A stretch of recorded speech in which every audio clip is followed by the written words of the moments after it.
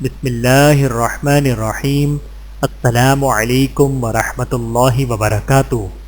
دنیا کے بدترین لوگ، باہم نفرتیں پھیلانے والے۔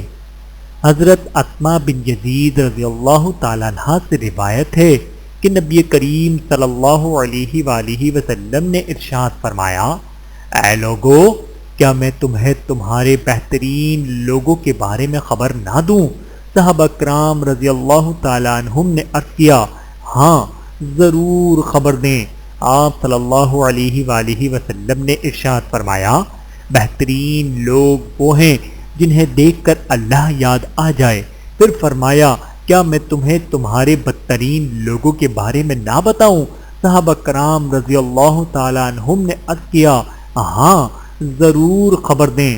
آپ صلی اللہ علیہ وآلہ وسلم نے ارشاد فرمایا، تمہارے بدترین لوگ وہ ہیں جو چغل خوری کرتے پھرتے ہیں، دوستوں کے درمیان تعلقات خراب کرتے ہیں اور اللہ کے نیک بندوں کے درمیان جھگڑے و فساد کی خواہش رکھتے ہیں۔